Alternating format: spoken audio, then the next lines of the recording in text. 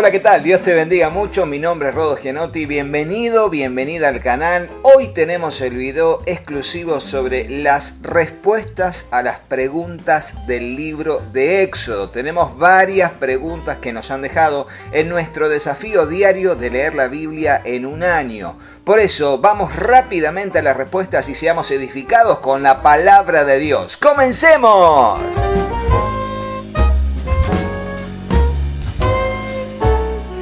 Como verán, a mi lado tengo las Biblias de estudio. Ahí están los comentarios bíblicos, también está el comentario Matthew Henry, también están los diccionarios bíblicos. Así que en base a lo que dicen cada uno de los contenidos es que vamos a dar la respuesta a esta pregunta. Y por supuesto, con respecto a esto que tiene que ver con los hechiceros o los magos de Egipto, que cuando se sucedieron las primeras dos plagas, ellos pudieron imitar las plagas, pudieron transformar el agua del río Nilo en sangre y pudieron hacer también que salieran ranas del río Nilo, así como fue la primera y la segunda plaga. Y uno se pone a pensar y dice, pero ¿cómo puede ser posible? Recordemos que hubo 3 milagros o, bueno, señales, por así decirlo, o prodigios que ellos pudieron imitar. Por supuesto que no lo hacen por artes mágicas humanas, sino que hay siempre una fuerza sobrenatural y espiritual que provoca ese poder.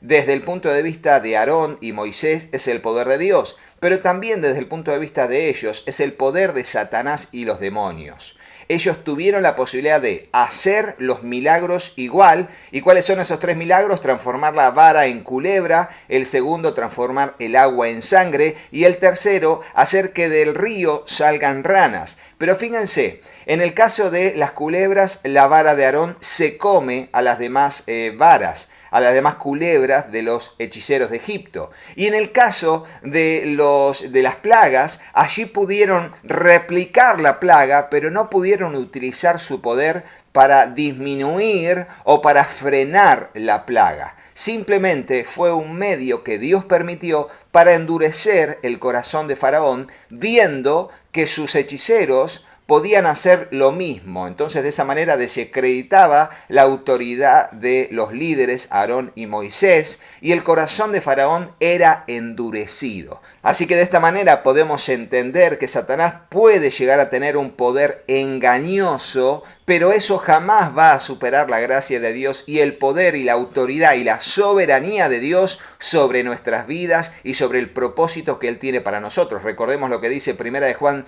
5:18. Sabemos que todo aquel que ha nacido de Dios no practica el pecado, porque aquel que fue engendrado por Dios le guarda y el maligno no le toca. Y el maligno tiene que ver con Satanás y sus huestes de maldad. En esta lucha espiritual nosotros vamos tras el vencedor que es Jesucristo. Vamos como viendo al invisible como lo hizo Moisés. Vamos a la próxima pregunta.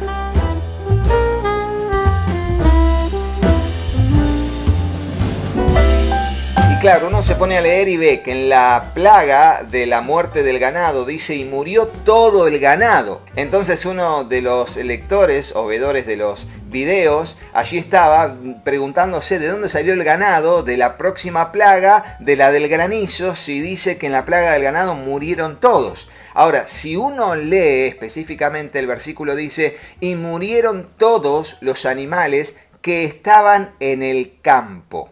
En el campo. Se ve que, así como cuando cayó el granizo, los que fueron avisados y creyeron a la palabra de Moisés y Aarón, que era la palabra de Dios, metieron y sacaron a todos los hombres y animales del campo, así también, y fueron salvos, digamos, de esa catástrofe o por aquella señal, por aquella plaga, así también en la señal del granizo, en la plaga del granizo, allí dice que fue sobre el campo, o sea que se ve que territorialmente la plaga se dio donde había campo abierto y no así en los animales que estaban en los corrales. Todos los que estaban a campo abierto murieron y no los que estaban en los corrales. Luego esos animales fueron los que pudieron haber sido afectados por la plaga del granizo. Bueno, espero que te haya desasnado con esa respuesta a la pregunta número 2. Vamos a la pregunta número 3.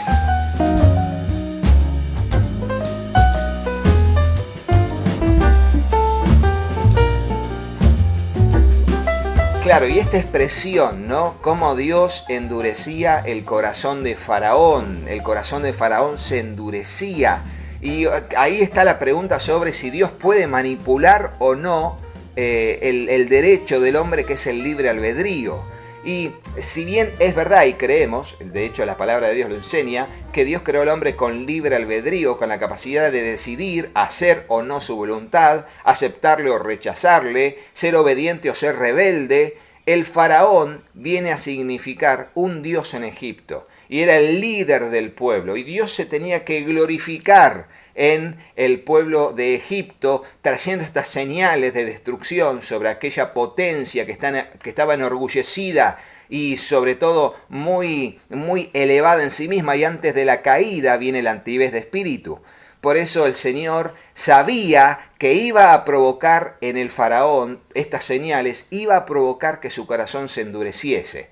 Algo tan similar como cuando ponemos barro delante del sol, barro que es tierra mojada, y el sol lo que hace es endurecer. La consecuencia natural del barro mojado es endurecer. Así también frente a la autosensación de omnipotencia que tenía Faraón y su orgullo, pedantería y soberbia, cada una de estas manifestaciones lo que haría sería endurecer más a Faraón, porque no daría brazo a torcer hasta que no llegara la última de las plagas, que sería la muerte de los primogénitos. No, Dios no manipula el libre albedrío de nadie, porque el hombre fue creado con esa soberanía que es el poder de su voluntad.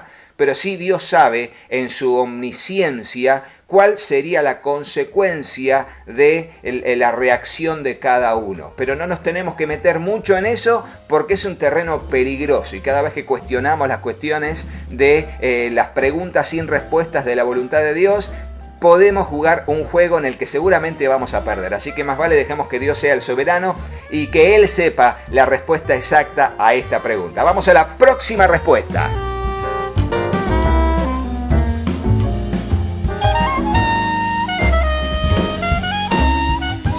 Claro, y tiene que ver con que en el libro de Génesis dice estará 400 años. Dios le dijo a Abraham, será extranjero en tierra ajena, será 400 años el tiempo que va a estar allí. Pero cuando vemos en el libro de Éxodo, capítulo 12, versículos 40 y 41, allí nos dice que estuvieron 430 años en Egipto. Y uno dice, bueno, ¿qué pasó? Alguien se equivocó. Y ahí como que nos sale el maestro, ¿viste? Que quiere ahí, evalúa todo, el que critica. Y realmente eso no está bueno tenerlo con actitud frente a Dios, nunca. Frente a la palabra de Dios, menos. Pero bueno, esto es una pequeña inquietud. Y la Biblia de estudio John MacArthur va a decir al respecto de que es una expresión de redondeo por centenas. Redondeo por centenas. De hecho, cuando el pueblo sale de Egipto, se redondea y se dice que habían 600.000 hombres. Redondeo por centenas. 600.000 hombres. Pero en Éxodo 38:26, allí se habla del censo que se hizo, donde se tomó el tributo,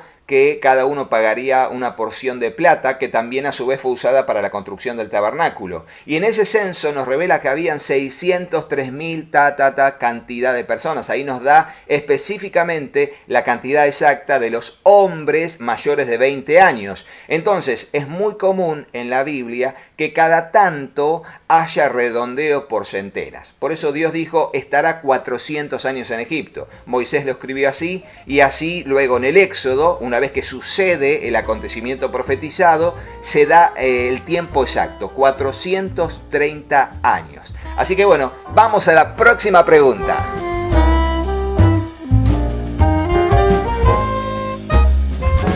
Sí, en realidad el cruce del Mar Rojo fue un evento extraordinario, fue un milagro de Dios. Y Dios a veces usa medios naturales para cumplir su propósito y realizar esa señal o prodigio, y a veces usa medios sobrenaturales que nunca van a poder ser explicados racionalmente o por medio de la comprobación científica. De hecho, hace muy poco hicimos un video sobre este tema del Mar Rojo y del cruce del Mar Rojo, dónde estaba ubicado, cómo fue el tema del viento y todo lo demás, y te dejo aquí el link para que puedas mirar ese video y no extenderme en esta respuesta. Bueno, vamos a la próxima pregunta.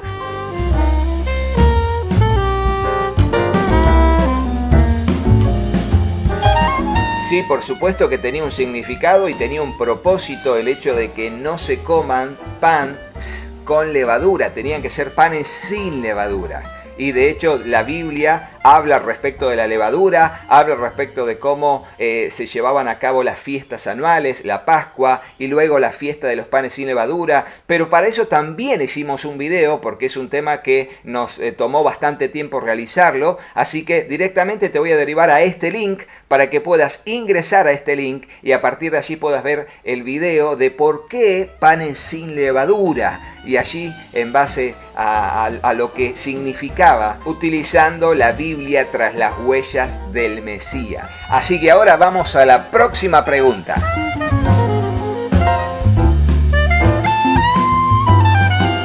Y esto es un detalle muy particular que tiene que ver con la hechura de un altar para adorar a Dios. El altar era un lugar de entrega, de sacrificio, de ofrenda, de adoración. Y Dios pide en Éxodo 20:25 y Deuteronomio 27:5 exactamente lo mismo, que cuando hiciese un altar de rocas, de piedras, tenían que usar piedras naturales y no labradas a martillo. O sea, no tenía que tener ninguna forma o ninguna manipulación lograda por el hombre. ¿Por qué? En principio, para lograr diferenciación. ¿Qué es esto de diferenciación? Los altares paganos eran altares construidos en tierra o en roca, pero que eran labrados, tenían formas. Hasta esas formas también le daban un carácter de ídolo. ¿Me explico? El altar mismo era un lugar sagrado desde el punto de vista de que representaba a un ídolo. Y eso es lo que Dios no quería. Dios quería que el altar fuera un lugar de encuentro, de adoración, de ofrenda, de sacrificio, pero que adoraran al Dios invisible, al Dios que es espíritu. Por eso, para diferenciar un altar de Jehová de un altar pagano, es que se veía un altar hecho con piedras al natural, sin ningún tipo de talla. Y el otro punto indispensable tiene que ver con la pureza. Cuando una roca era utilizada para realizar un altar, mantenía su pureza manteniendo su estado natural. No era profanado, no era moldeado a la imagen del hombre, porque de una u otra manera también el Señor dice en Éxodo 20, en Deuteronomio capítulo 5, que no te harás imagen. ¿Y qué es imagen? Es tomar un elemento de la naturaleza, sea cual fuere, oro, plata, bronce, etcétera, etcétera, una roca o un pedazo de madera, tallarlo, darle forma y decir, Israel, estos son tus dioses, como fue en el caso del becerro de oro. O cualquier otro tipo de ídolo formado con un tótem de madera o una roca o un pedazo de metal como oro, plata, como bronce. No, Dios no quería que ningún elemento de la naturaleza fuera moldeado por el hombre para, primero, perder su pureza y segundo, transformarse en un ídolo. Y recordemos que tanto el apóstol Pablo como el libro de Deuteronomio dice que Dios mismo dice que a los que rinden culto a los ídolos, a los demonios rinden culto y no a Dios. Y realmente eso es muy, muy peligroso. Y tener conciencia de eso nos hace llevar adelante un estilo de vida de verdadera adoración a Dios, a su manera y no a nuestra manera. Vamos a la próxima pregunta.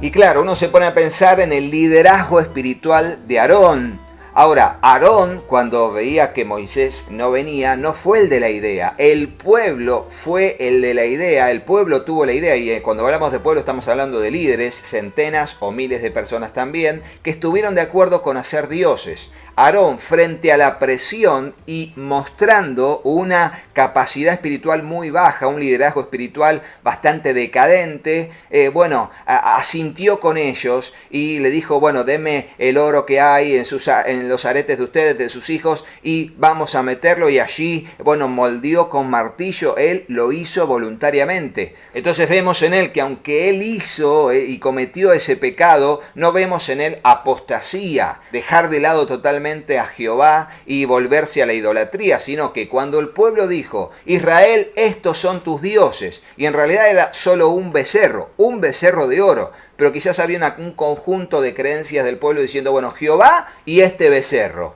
Y estos son tus dioses. Sin embargo, Aarón lo que hizo fue armar una especie de quedar bien con Dios y con el diablo, y dijo, mañana haremos fiesta a Jehová. O sea, seguía siendo de Jehová él. Y con el becerro ahí haremos fiesta a Jehová. O sea, lo vemos ahí como que no está entregado al pecado totalmente. Ahora, cuando viene Moisés, Moisés lo reprende duramente. Luego se convocan a los levitas y ellos matan a 3.000 hombres. ¿Y quiénes eran esos 3.000 hombres? Los que estaban desaforados, entregados a la idolatría, a las prácticas idolátricas que también conllevó la fiesta. Hablamos de orgías, sexualidad, bueno, lo que sea, ¿no? Entrega, libertinaje. Estaban allí entregados y los levitas matan a un agente de su propia familia. O sea, los mismos levitas habían sido entregados a esa práctica pagana. Y ese día fueron asesinados. Ahora después dice que Dios mandó una plaga y que también por esta causa muchos murieron. ¿Pero por qué no murió Aarón? Porque Aarón no fue entregado de por sí a todo eso. Simplemente hizo el becerro e intentó llegar a un acuerdo con el pueblo haciendo fiesta para Jehová. Y también halló gracia delante de los ojos de Dios. No así sus hijos, los veremos más adelante, cuando ellos sabían que no tenían que entregar un incienso extraño delante de la presencia del Señor, y cuando entregan fuego extraño, la presencia de Dios los mata automáticamente. Ahí no hubo misericordia, y era en el lugar santo, no era al aire libre. O sea que era mucho más peligroso realizar eso, porque Dios se lo había estipulado. Quien entre con un fuego extraño va a morir. Ellos entraron y no hubo ningún tipo de represalia menor, sino la pena total, la pena de muerte. Allí murieron los dos delante de la presencia del Señor, Nadab y Abiú. Muy bien, vamos a la próxima pregunta.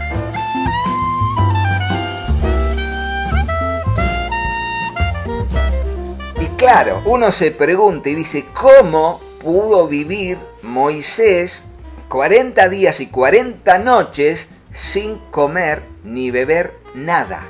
Bueno, de por sí la única respuesta que hay es que fue sustentado por la presencia de Dios. Recordemos el ayuno del Señor, 40 días y 40 noches, también en el desierto, y allí estuvo ayunando. Y tuvo hambre después y Satanás lo tentó. Ahora, cuando lo tentó Satanás, Jesús dijo, no solo de pan vivirá el hombre, sino de toda palabra que sale de la boca de Dios. Y entonces de ahí podemos tomar una base bíblica para decir que Moisés, estando en la misma presencia de Dios, no necesitó de alimento a nivel humano, sino que la presencia de Dios le sustentaba, le nutría. Recordemos que cuando desciende del monte, su rostro estaba resplandeciente y salía una luz de su rostro. Bueno, era la presencia de Dios que lo había sustentado y había estado frente a Dios en esa manifestación tremenda mientras le daba la ley y los mandamientos. Es de esa manera solamente que podemos seguir viviendo, no solo de pan, sino de toda palabra que sale de la boca de Dios. Pero no es para que ninguno de nosotros se tiente a hacer lo mismo. O si te tentás, Dios no te lo pide, Dios no exige ese tipo de ayunos, para nada. Más vale un ayuno de un día donde te resignás a comer alimentos o a beber agua también, como quieras, sea de alimentos o sea de alimentos y bebidas, o solo bebida y tomar agua solamente en múltiples maneras, pero no comer nada hasta la noche, desde que te levantás. Bueno, como sea, la presencia de Dios te sustenta para seguir adelante. Pero en este caso fue algo sobresaliente, algo extraordinario, que fue estar 40 días y 40 noches en la presencia de Dios, donde es un misterio cómo se sostuvo, pero podemos entender, en base a lo que el Señor enseñó, que no solo de pan vive el hombre, sino de toda palabra que sale de la boca de Dios. Fue sustentado por la misma presencia de Dios para estar intacto durante ese tiempo. Recordemos que también el calzado y la vestimenta del pueblo de Israel en los 40 años que estuvo en el desierto, jamás, ni una sola vez, tuvieron desgaste. Y cuando nosotros se nos desgaste, cambiamos un calzado a los 2, 3 años, al año. Ellos 40 años y nunca se desgastó. ¿Qué lo sustentó? La presencia de Dios sobre ellos. Así que bueno, vamos a la última pregunta.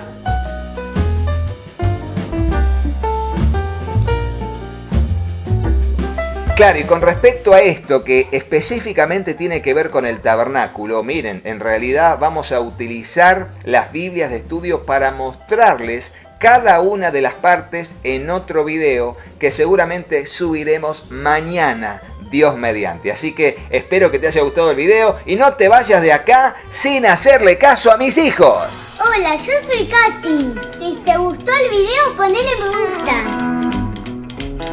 Y dejales un comentario. Hola, yo soy Juanpi. Y acordate, suscríbete al canal y activa la campanita. Y acordate de compartirlo con tus amigos. Así que hasta el próximo video. ¡Chao, chao! ¡Que Dios los bendiga muchísimo! ¡Chao! ¡Chao, chao!